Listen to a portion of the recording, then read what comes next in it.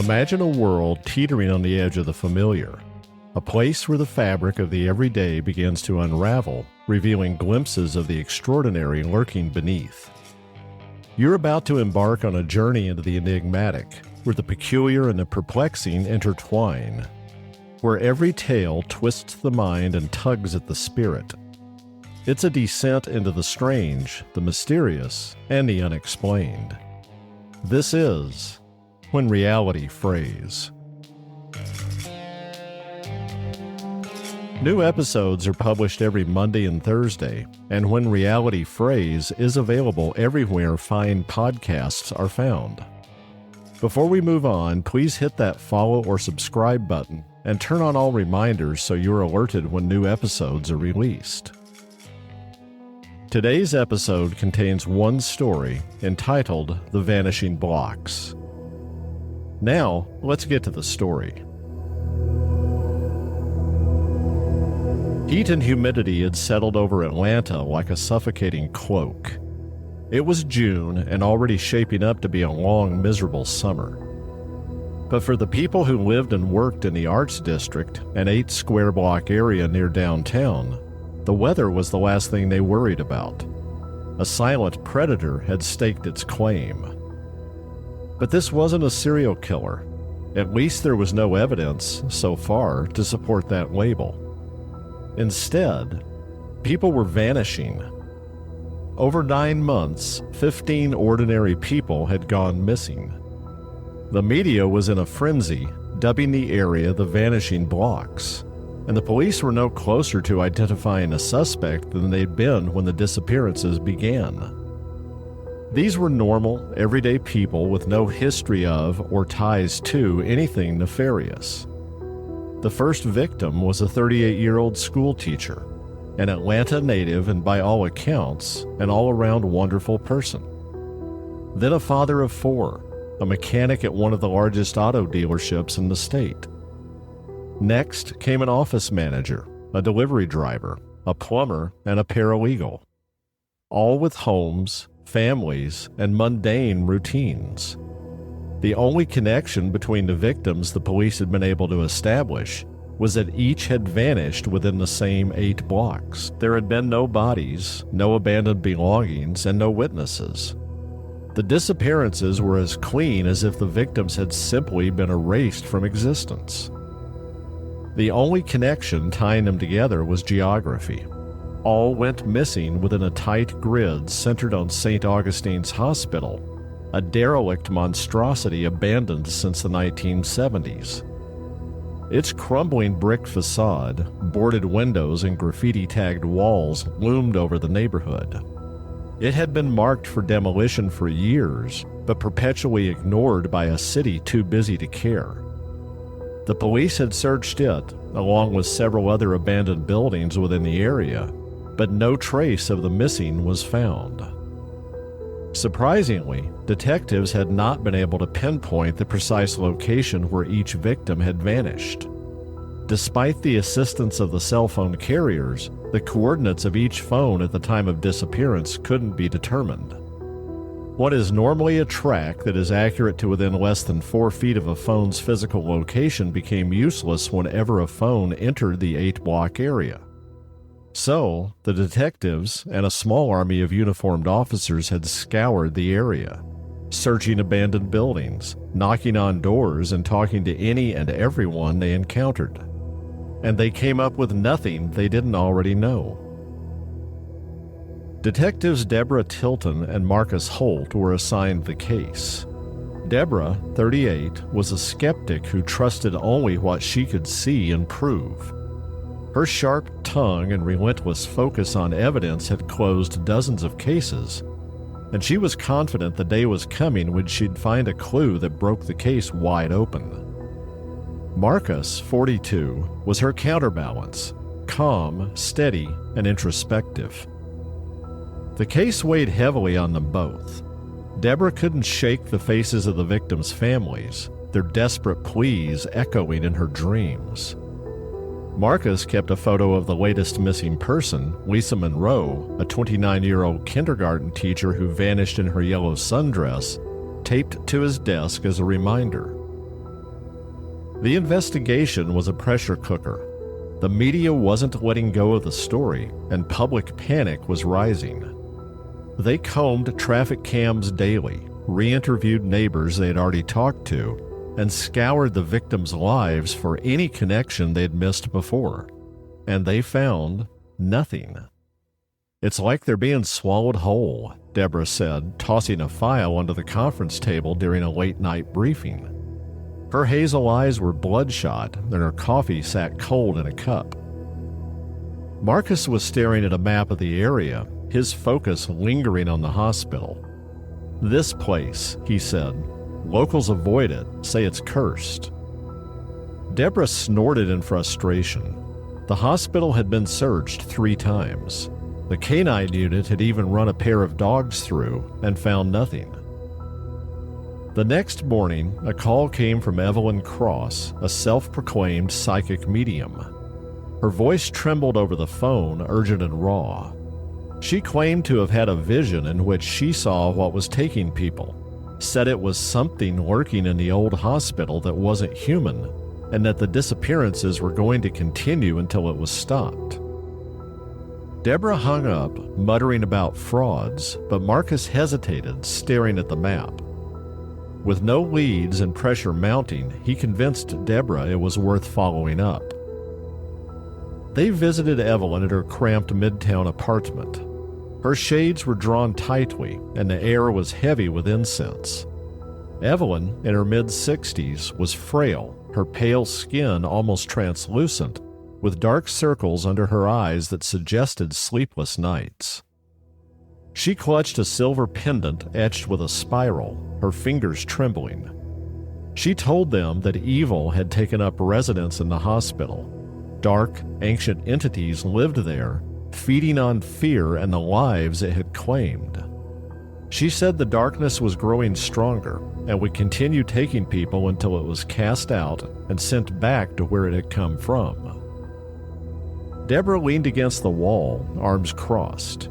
She met Marcus's gaze and rolled her eyes in dismissal of the woman. Evelyn's gaze sharpened, her eyes boring into Deborah. With a deep breath, she told her about a woman in a yellow dress that she had seen pulled into a wall, and a man with grease-stained hands running down a hall before he was consumed by something so black it was more shadow than substance. Marcus had spoken quickly, cutting off Deborah before she could respond. Why now? The hospital's been empty for decades. Evelyn cast a sideways glance at Deborah before explaining that St. Augustine's had been a psychiatric hospital for the criminally insane in the 50s and 60s. They performed electroshock therapy, conducted lobotomies, and ran even more horrific experiments that no one would discuss. Patients died in agony, and unless they had family that would take their remains, which was extremely rare, they were buried in unmarked graves behind the hospital. Their pain soaked into the ground in the building, opening a doorway to something old, something that thrived on fear and suffering. The city's neglect had let it grow, and it's hungry. Deborah pushed off the wall, scoffing, but Marcus persisted, convincing her that they should make another sweep of the old building. Evelyn nodded, tightly gripping her pendant and insisting she should come with them. She needed to be there because she could see and feel things they couldn't. Deborah opened her mouth, but Marcus cut her off again. She rolled her eyes and threw her hands in the air in surrender. They arrived at St. Augustine's just before sunset. The hospital loomed, its 3-story silhouette dark against the horizon. Broken windows gaped like empty sockets, and graffiti was scrawled on every surface. Weeds choked the courtyard, and a rusted sign hung crookedly, its faded letters barely spelling St. Augustine's. Deborah's skin prickled despite her skepticism as Marcus scanned the building with uneasy eyes. He approached the chained entrance, bolt cutters ready, but stopped in surprise. The padlock one of the police search teams had put in place lay on the ground, half melted into a glistening puddle, as if liquefied like wax left under a scorching sun. He nudged it with his boot and glanced at Deborah, but she dismissed it as neighborhood kids screwing around, or maybe even the homeless breaking in for a place to sleep. Marcus tugged and the doors creaked open, exhaling a breath of decay.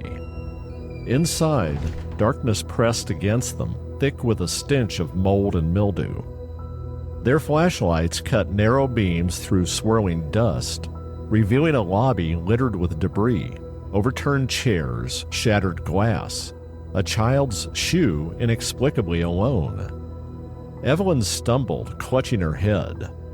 "They're here," she whispered, "so many voices." They slowly moved deeper, their footsteps echoing unnaturally. The first room held rusted electroshock equipment, its dials frozen and copper wires dangling. In another room was a tray of lobotomy tools, picks, hammers, and scalpels gleaming faintly, even beneath a thick layer of dust. The farther they went, the colder the air became. A door slammed somewhere deep in the building, the sound sharp as a gunshot. They froze. Another slam, closer. Then a third, reverberating through the walls. Deborah's pulse raced, but she blamed the wind. Evelyn shook her head, her pendant clutched so tightly her knuckles were white. They know we're here, and they're angry. Marcus tried his radio, his face tightening as static hissed back. Deborah checked her phone. No bars. "We need backup," she said, her hand moving to rest on her holstered pistol. Marcus nodded, and they turned to retrace their steps. But the hospital had other plans. The hallway they had entered through was gone. Where it had been, now a blank wall. Marcus and Deborah traded a concerned look.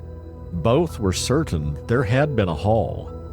Both drew their weapons, positioned Evelyn between them, and tried a different route, only to hit another dead end. A door that had been there moments ago was gone. "It's playing with us," Evelyn said, "like a cat toying with a mouse it's about to eat." A scream tore through the air from the second floor. Another came from inside the wall beside them, muffled but desperate, as if someone were trapped just beyond reach. Deborah banged on the wall, answered by another scream and a powerful blow against the far side of the wall that cracked plaster. She yanked her hand back, heart pounding. Footsteps began, slow, deliberate, echoing from nowhere. Deborah and Marcus whirled in search of the source, but saw nothing. The steps drew closer, then stopped abruptly. "It's here," Evelyn said, clutching her pendant with both hands. A whisper brushed Deborah's ear, too faint to decipher, but it sent ice down her spine. They pushed deeper, driven by instinct and dread. In a surgical ward, they found a gurney stained with dark, sticky smears that looked fresh. A child's laughter, sharp and piercing, echoed from a stairwell. Deborah's flashlight died, Marcus's going out half a second later, and darkness swallowed them. Deborah hissed for everyone to stay close as she fumbled with her phone. Its weak light barely pierced the darkness, casting long shadows that seemed to writhe. She called out for Marcus. Silence. She whirled, her phone's weak beams sweeping the room. Evelyn stood alone, her eyes reflecting terror. Deborah shouted for Marcus, her voice cracking. Evelyn clutched her arm, nails digging in. Deborah's phone light flickered off for a few seconds, then came back on. Marcus lay sprawled on the floor, his face unrecognizable, eyes gouged, mouth twisted in a silent scream, blood pooling beneath him like a dark mirror. Deborah gasped a sob. Something moved in the corner. a ripple in the darkness too fast to identify. Deborah fired. The shots were deafening and plaster exploded. She hurried forward, finding only bullet holes and plaster dust. Spinning back, she saw it, a tall, dark figure looming behind Evelyn. Its form was wrong, a void of writhing shadow, featureless yet alive with malice. Its presence rooted her to the floor. Evelyn, sensing the entity, whirled to face it. Her scream cut short as it enveloped her and vanished into the darkness. The figure reappeared, feet from Deborah, the edges of its form flickering like dark lightning. Deborah bolted. She ran through halls that twisted back on themselves. Doors appeared where walls had been, then vanished. A voice called her name. Marcus's voice, impossible but clear. She followed it, desperate, her phone light dying. Shadows clawed at her, fraying her clothes and brushing her skin with icy fingers. A stairwell opened before her, its steps slick with something wet. She climbed, her breath ragged, hearing whispers pursuing her. At the top, light came through a large crack in the wall. A voice called, "Detective, over here!" A uniformed officer stuck his head into the room and reached out a hand. Deborah grasped it and was pulled through the hole into another room. The officer helped her to her feet. He smiled at her, then wrapped her in his powerful arms and pulled her to his chest. Deborah screamed and fought as the officer transformed into the tall, dark figure, but she was no match for its strength and was enveloped and lost to the darkness. By midnight, Atlanta PD launched a frantic search. The detectives' department-issued sedan sat outside St. Augustine's. Inside the hospital, investigators found scattered evidence: a flashlight, Evelyn's silver pendant, and a blood-streaked floor in a room that shouldn't exist. But the detectives and the medium were gone, as if the earth had opened and swallowed them whole. The disappearances stopped as abruptly as they had begun. The case remained unsolved, a failure the department buried under bureaucratic silence. Families of the missing held vigils, clutching photos of their loved ones, but answers never came. 6 months later, the city razed St. Augustine's, its walls crumbling under wrecking balls. A parking garage rose in its place, sleek and sterile, a monument to forgetting. But shadows lingered. Late at night, drivers reported glimpses of a tall man in black, his form flickering in the garage's dimly lit corners. Security guards heard footsteps on empty levels, doors slamming in locked stairwells. Cameras caught nothing, but those who saw the figure felt a chill even on the hottest of nights. Some described it as a hunger watching from the dark. Rumors spread among the homeless who slept nearby. Whispers of voices in the garage's lowest levels, calling names in the night. The city dismissed it as urban legend, but residents of the art district know that evil still wanders their streets. That's it for this episode. If you're enjoying the stories, please support the podcast by buying me a coffee. The link is in the episode show notes, and I would greatly appreciate your support. New episodes of the When Reality Frays podcast are released every Monday and Thursday.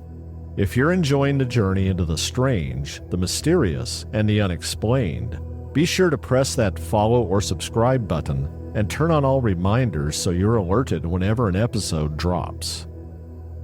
Until next time, thank you for listening to When Reality Frays.